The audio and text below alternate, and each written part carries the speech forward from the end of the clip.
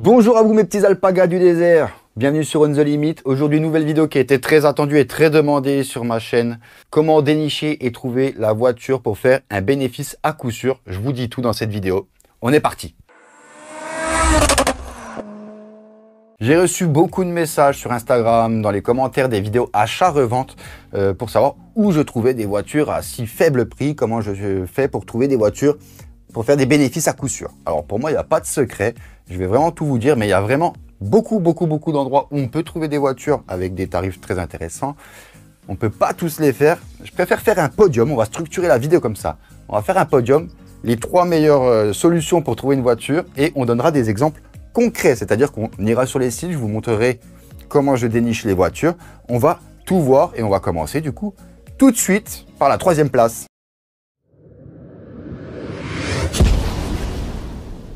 Bien sûr, si il y a des choses que vous voulez reprendre, n'hésitez pas à utiliser l'espace commentaire pour me reprendre si je dis des bêtises. Je n'ai pas la science infuse, je le répète souvent.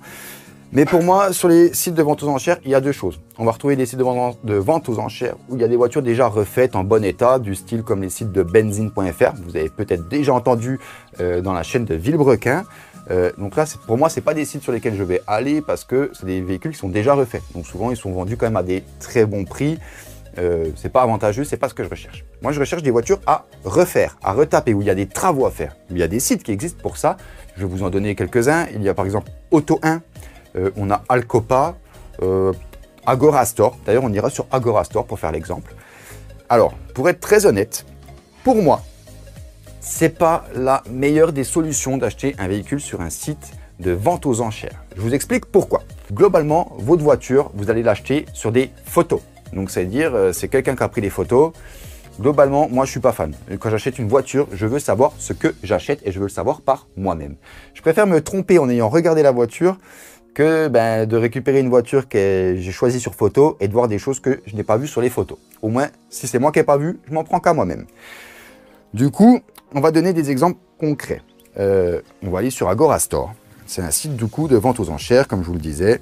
Déjà, dans un premier temps, je tenais à vous dire que les sites de vente aux enchères ne sont pas donnés à tout le monde. Il y a des sites où il faut être professionnel et avoir un numéro SIRET. Sur Agora Store, vous avez une option qui vous permet de choisir si vous voulez accéder à une vente dédiée aux pros ou dédiée à tout le monde. Donc vous, moi, tout le monde. Et sur Agora Store, du coup, vous pouvez acheter une voiture et mettre des enchères. Du coup, nous voici sur Agora Store. Alors, je vais vous mettre la vidéo de mon écran. Alors, c'est plus facile d'utilisation sur l'ordinateur, mais on va faire avec. Donc, véhicule léger, ok, vous pouvez choisir votre région et on a les véhicules, les ventes en cours et à venir. Très bien, on va rester sur les ventes en cours. Alors, acheteur autorisé, ouais. Donc là, vous avez réservé aux pros et ouvert à tous. On va enlever le réservé aux pros. On va rester sur la vente disponible à tous. Voilà. Donc, on a des Twingo, une Clio. Je vais essayer de taper un modèle que je connais bien ou si possible, qui parle à tout le monde. Les Clio, je passe un petit peu vite. Vous avez aussi des motos, voilà, 121 €. Bon, alors... je préfère dire quelque chose tout de suite, c'est que souvent sur les ventes aux enchères, au début de l'enchère, la voiture ne vaut quasiment rien, la voiture ou la moto d'ailleurs. Vous avez des débuts d'enchères à 300, 400 €. Sachez quand même que ce n'est pas les prix, on verra à combien ça se vend au final et on n'est pas du tout sur du 100 €. Ça monte à la fin des enchères très vite et très fort. Ça renchérit assez fort, vous le verrez. Alors, les petites 106, il y en avait en page 1. Écoutez, on va prendre la moins chère des deux. Il y en a deux à vendre. Donc, je vois sur le capot Saint-Priest. On va prendre la moins chère. Donc, du coup, celle-ci à 880 €. On voit qu'on a une enchère qui se finit dans 5 jours, 22 h 14 minutes et quelques secondes. Donc, on peut voir pour l'instant le prix, 880 €. Il y a eu 2 enchères de passé. Et en fait, vous voyez comment c'est fait. Enchère rapide, donc on passe de 880, vous pouvez enchérir à 968, 1065 ou après un montant personnalisé. Donc dessus, c'est ce que je vous disais, on va retrouver du coup les photos de la voiture. Donc il n'y en a pas 50 déjà, vous voyez, il n'y en a que 2. Donc voilà, vous voyez, bon, 106 basique, devant, derrière. Elle a ses 4 roues, elle a ses 5 portes, on est OK. Maintenant, voyons voir ce qu'on a comme info. Donc ils vous mettent, l'état du général est bien, c'est un véhicule roulant. On est sur une 106 qui a un kilométrage de 74 000 km. J'en doute, très personnellement j'en doute, mais bon. Sait-on jamais, ça reste des véhicules de municipalité, donc c'est vrai que ça roule peut-être pas beaucoup.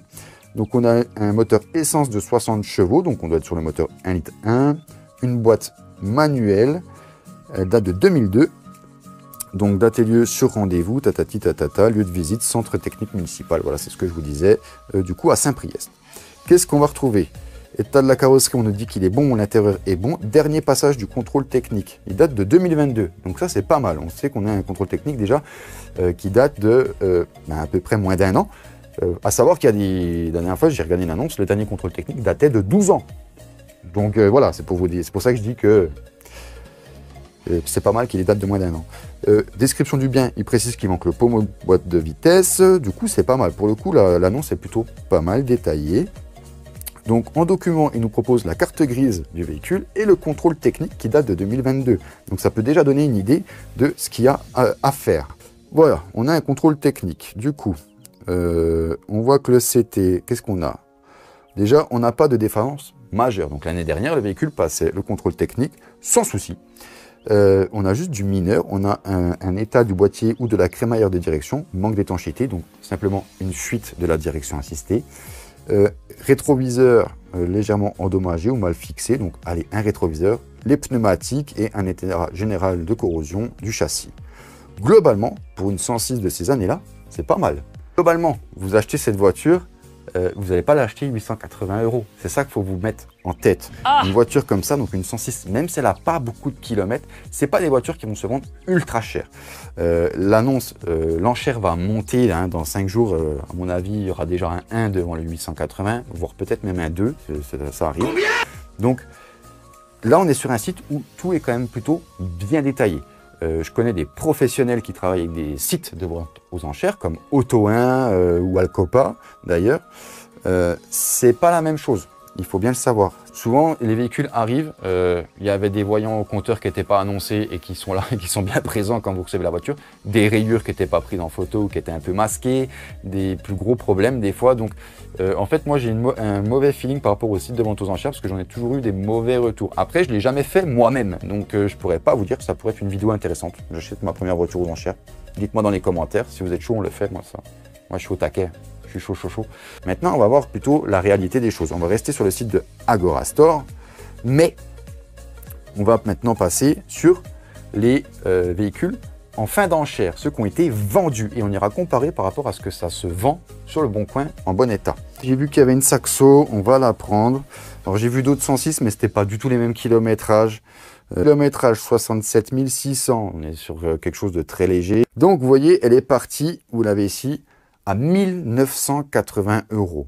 Il y a eu 12 enchères passées, donc c'est pas quelque chose d'impossible à avoir. C'est ça le bon point. C'est-à-dire qu'on s'attend à avoir des trucs avec marqué 150, 300 enchères. Non, ça reste des petites voitures, petit budget. Ça n'intéresse pas tout le monde et encore moins les professionnels parce que maintenant, ils ont vraiment des clauses à remplir avec des prestations, on va dire, de garantie sur les véhicules et des 106, ils n'ont pas vraiment envie de garantir ce genre de véhicule. Et moteur 1 litre 1, 60 chevaux, c'est un garage qui la vend. Vous voyez déjà dans l'annonce, garantie 3 mois, entretien, distribution neuve. Il y a eu des frais dessus. Hein. On voit que déjà, kilométrage 75 000, on tient notre comparatif. 4 pneus neufs, disque et plaquettes, distribution, entretien complet, machin. Bon, elle est irréprochable. 3 000 €. La petite Peugeot 106. Personnellement, je ne la mettrai jamais de ma vie, mais pourquoi pas. Alors, je rappelle que ce qu'on a vu sur Agorastore, c'est une fin de vente, on va arrondir à 2 000 €. Vous n'avez pas encore payé vos frais. Alors, Agorastore, je ne sais pas s'il y a des frais sur les enchères. Peut-être, peut-être pas, j'en sais rien. Alors, il y a possibilité de frais sur l'enchère. Vous allez avoir forcément quelques pièces à mettre. Donc, il va quand même avoir des frais à prévoir, un contrôle technique, une carte grise à payer. Donc déjà, rien que contrôle technique, carte grise, 80 plus on va dire une centaine d'euros, vous êtes à 180, les 4 pneus, vous rajoutez 200 balles. Donc en gros, vous prenez vos 2000, sans même l'avoir acheté, je sais déjà que je vais remettre 500 € dedans, entre les pièces et la paperasse. On a 2005, je vais bosser dessus pour la refaire, et en gros, un garage la vend 3000, et elle n'a pas été négociée. Donc je suis sûr que même à 2000 en mettant le budget, je suis pas sûr de la revendre 2500 € la 106. Je sais plus combien j'avais revendu la mienne, je crois 1009 ou un truc comme ça, mais vous voyez, pour moi, le site aux enchères, les fins de vente sont trop hautes. Après, franchement, il y a vraiment moyen de trouver des bonnes affaires. J'ai déjà vu des ventes qui se finissent à 500 balles. Hein. La voiture n'intéresse personne et il y a 4 pneus à changer et ça roule. Hein. Donc, il faut être à l'affût. Mais pour moi, les sites aux enchères, c'est 3e place. Maintenant, passons à la 2e place.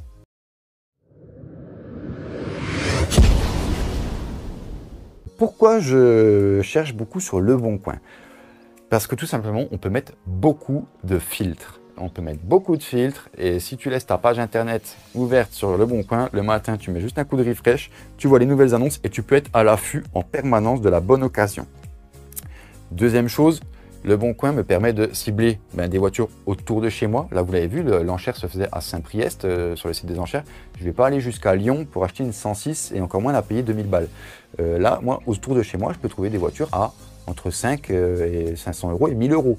Et en plus de ça, je peux aller les voir moi-même. Donc, je peux voir ce qui est dit sur l'annonce, le discours du propriétaire et regarder par moi-même si vraiment ce qu'il dit, le monsieur, concordonne avec ce que je vois. Et si moi, je ne vois pas des petites surprises en plus. Parce que moi, quand je fais le tour de la voiture, j'ai ma petite calculatrice, je suis sur le site internet des pièces et je calcule en même temps à peu près combien va me coûter la voiture. Et je sais déjà au préalable à peu près combien je vais la vendre. Donc, c'est un tout qui fait que je préfère aller sur Leboncoin. En tout cas, que je le mets en 2e place. Après, on rentre aussi sur maintenant une période où c'est que les prix des voitures sont assez chers, donc c'est un peu dur de trouver les bonnes occasions, mais c'est encore trouvable. Eh bien, mieux, on va faire un exemple. Écoutez, on va faire un exemple. Déjà renseigné tous mes filtres.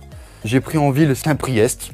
On va rester là-bas. J'ai mis une zone à 20 km autour de Saint-Priest. Je n'habite pas là-bas, je précise, mais voilà. Et j'ai renseigné tous mes filtres. Pour vous donner une idée, en filtre, j'ai mis un prix minimum de 100 euros. C'est juste pour éviter toutes les annonces où ils mettent 1 euro, 10 euros. C'est juste pour ça. Prix max, j'ai mis 1000 euros.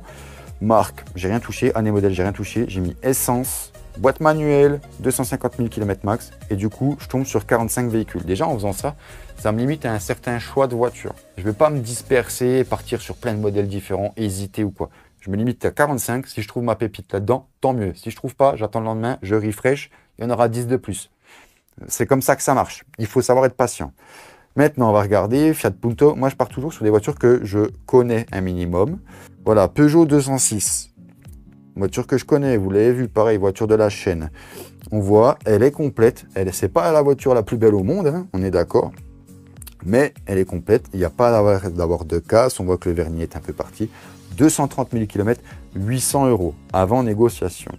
Donc on va lire un petit peu. Peugeot 206, bon état, intérieur, extérieur. Je la vends car l'embrayage est à refaire. Voilà. De toute façon, en mettant une limite de prix à 1000 euros, c'est ça aussi, c'est que vous allez vous jeter sur des voitures où il y a des réparations. Et c'est ce que moi je recherche pour faire un maximum de bénéfices. Il me faut des voitures à réparation. Donc extérieur, intérieur, l'embrayage est à faire, 800 euros à débattre. En gros, là je te le dis, tu arrives avec 500 euros dans ta poche en liquide, tu fais le tour. On est d'accord, à 230 000 euros, il n'y aura pas que l'embrayage, il y aura peut-être 10 plaquettes, pneus. Mais c'est là-dessus que tu vas taper pour descendre le prix. Et là, quand tu sors les 500 balles, le mec il va dire de toute façon, c'est lui ou je me la garde. Et il va te la lâcher. Et c'est comme ça que ça marche. Et je t'assure qu'une 206 en bon état, donc après on est d'accord, mais comme dans mes vidéos, il faut lui refaire un petit look un peu sympa, tu remets 4 enjoliveurs, tu viens lui refaire une petite beauté, une bonne révision, quand tu remets dans l'annonce 10 plaquettes neuves, distribution refaite, ce que tu veux, embrayage neuf et tout, ben toi ça t'a coûté un peu en pièces. Ça t'a coûté plus en temps qu'en pièces, mais du coup, derrière, tu peux la revendre, ta 206 et à 230 000 km. Je peux t'assurer que ça va se revendre aux alentours des 2000 euros maintenant avec les prix qui ont explosé.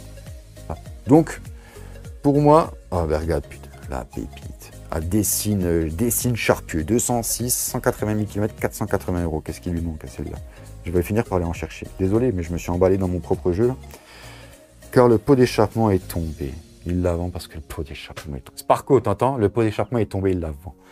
Et je n'ai pas le temps de m'en occuper. À part ça, roule bien, prix à débattre. Elle est déjà 480, qu'est-ce que tu veux débattre, frère? T'en donnes 10 balles, je te la débarrasse, quoi. Sam qui la vend. Sam, il a perdu le pot d'échappement, en gros. Bon, voilà, vous l'aurez compris.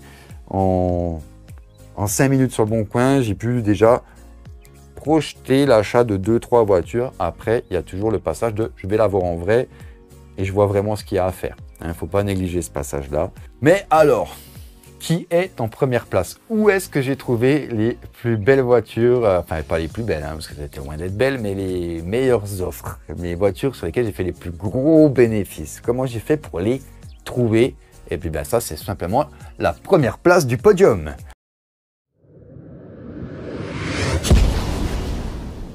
Les gens me voient travailler, bricoler sur les voitures, discuter avec moi.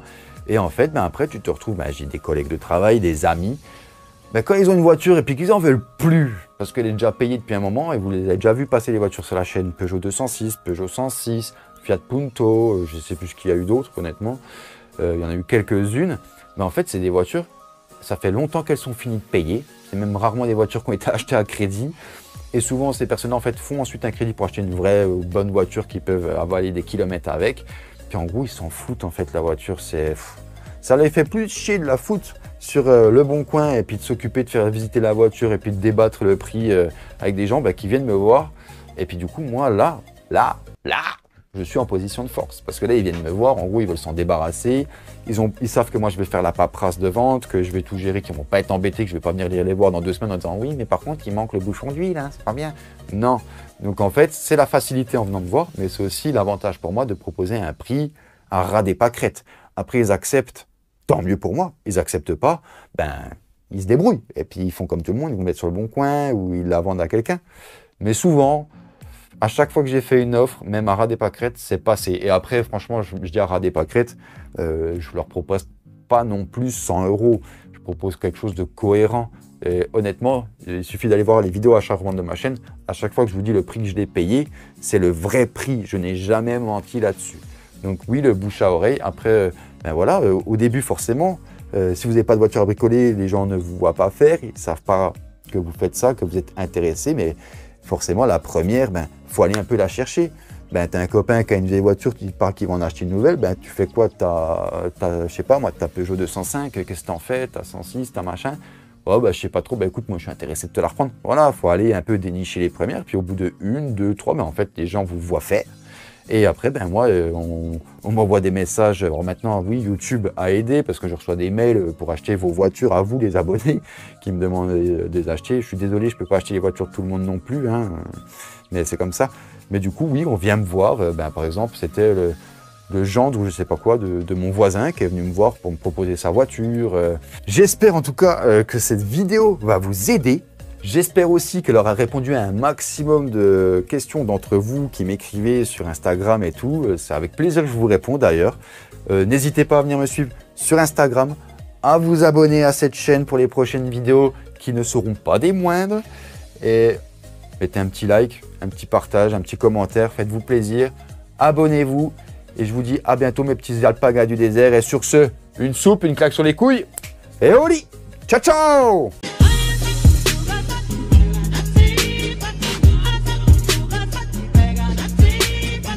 Voilà. Would you like to visit website in English? No, ta gueule. Alors, Peugeot 106, 1 litre 1, phase 2, véhicule très bon état, intérieur extérieur 1. Possibilité de mettre un kit éthanol pour développer 650 chevaux. Non, je rigole.